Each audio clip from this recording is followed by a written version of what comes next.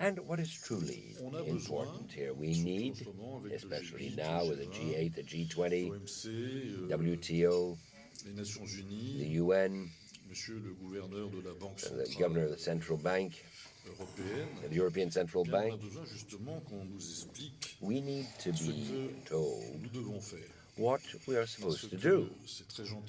Because it's all very well to say, that's not my responsibility. We were also part of a system, and quite strangely, it's sometimes extremely difficult to fulfill our roles. The euro, does it need to go up, does it need to go down? These are issues that I don't always fully understand. It's a bit of a pity, in fact, that our Secretary General of the UN is not with us. But at the same time, I'll repeat this tomorrow, he certainly has a very important, key role to play. You can't just use preset phrases. You have to understand that they are applied by others, and what is said is not necessarily what is being actually done. Therefore, it is not a challenging message, but a message of saying that when you say something, you can't be content in considering that that's enough. It has to be applied, implemented, embodied, and there are millions of people waiting to know what a message means and not simply saying that it's good or bad. And we, as an oil company or a non-oil company, because that's irrelevant, Chris, I hope you agree, there are a number of links between pharmaceuticals and oil. Some might even say, thanks to pharmaceuticals, you can cure what oil does. Well, without any oil, there wouldn't be any pharmaceuticals. In fact, there wouldn't be anything at all, and there'd be no dinner this evening either. But that wasn't the aim of what I had in mind. Here I'm going off the cuff. So, three themes. What do we need to make things move? We need coherence, realism, and of knowing who wants to do what with whom. The need for coherence. It is usually fairly simple. As of knowing that when you say something, you have to know what it means. You have to know what patience means, what modesty means, and what imagination means.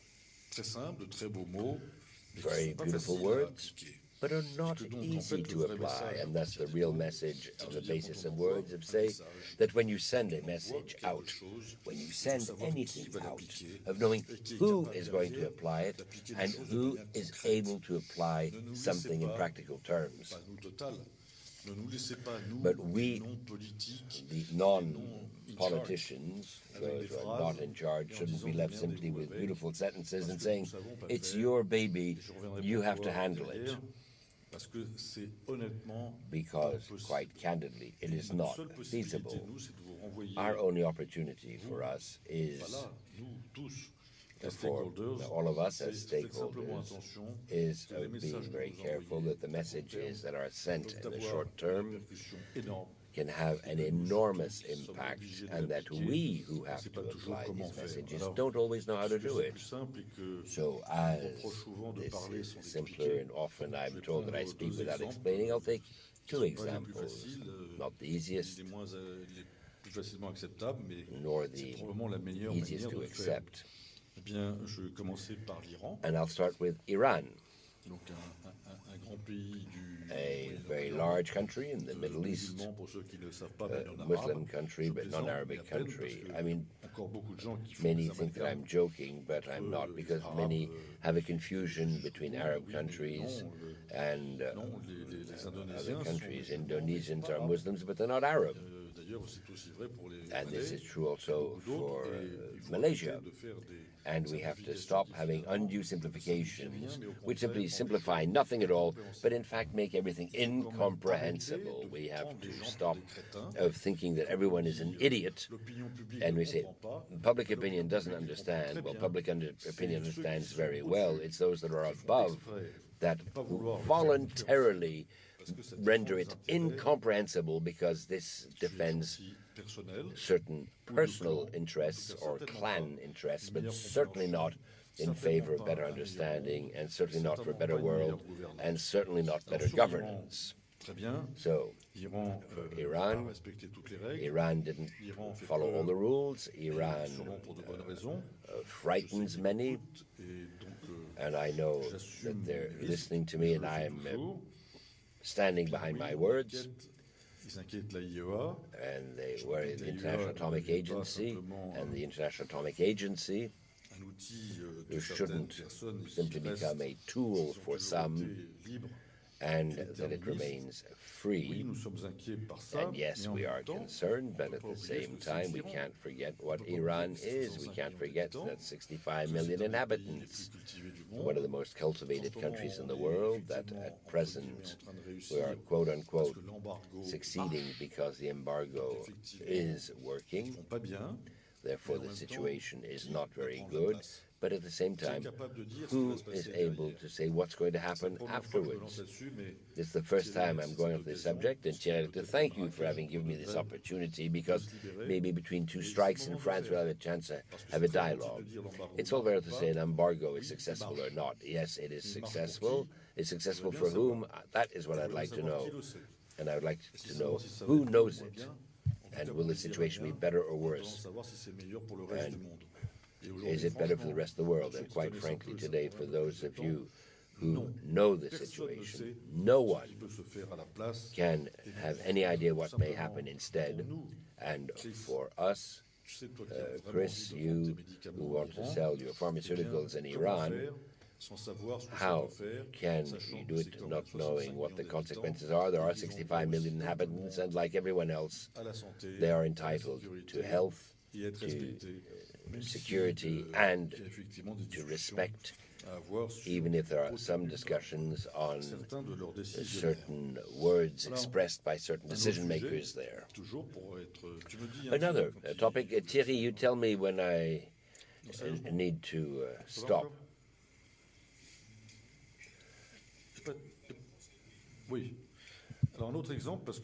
Another example, because it is through examples that one can be the most explicit. Burma. Burma, you may say, a beautiful country for those of you who have had the opportunity of going there. And those who have been there know one of the most pleasant countries in the region. I hope no one will hold this against me. But what is important is knowing what you want to do and what to say. At the same time, a country which, in a terrible bind, with a regime which is not accepted and is possibly not totally acceptable, and at the same time which is doing what it can in an environment over which it has no control. And this is where we come back to globalization, because it does exist. Stop believing that Burma is working alone. You'd have to be an idiot to believe that. Today, the countries that are most running Burma is China and Thailand. So you can say what you like, but these are the facts. And then, I'm not saying this for Total, which are the two countries that are the most striking? South Korea and India, two major non-democratic countries, enemies of the West. And what happened this summer? We had Tan Shui, the leader in Burma, received by the Indian Prime Minister. 2 days after having received Mr. Cameron, the British Prime Minister, with exactly the same photo on exactly the same steps. And quite strange, for reasons I don't understand. One was on the left, the other on the right. So there must have been a left wing and a right wing. But apart from that, exactly the same thing. And that is globalization. When you said, well, what is Total done or not done? I don't care, but I want to be told and explained why, when the leader of Burma goes to India, it is perfectly acceptable, and when it's somebody else, it is not. That is real globalization. It's not words, it's facts. And if no one is prepared to recognize this and will simply continue to drift, in the unacceptable and saying the head of Total is this or that. Well, the boss of Total is very proud what he's doing in Burma, what his teams are doing in Burma, and I would like everyone to do the same because I personally would feel much more at ease than knowing that one hand we would have leaving China and the other hand Thailand to take over the control of a fantastic country, at the same time leaving supposedly democratic countries like South Korea and India coming in with force without anything being said, but it doesn't matter because they're Democrats. And that could be the end of globalization. It's not the ultra-capitalization or not. Do you accept or not such situations?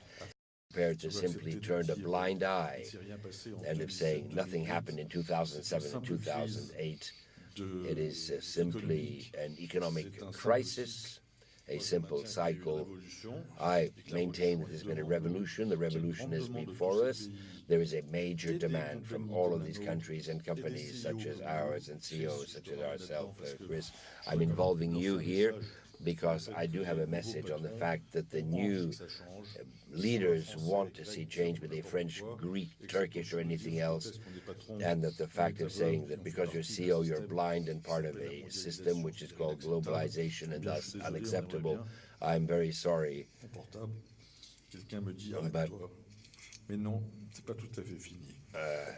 I thought somebody was going to say stop, but it's not the case yet. Realism. I'll try to be briefer. Realism is of saying, yes, we would like to have simple, straightforward governance. That governance is everyone is beautiful and everyone's nice. But that's not the case. There are still real forces, real superpowers, and either continue to say, well, that's an unchangeable situation. 5 minutes, well, I think it's 5 minutes for me to conclude, but I accept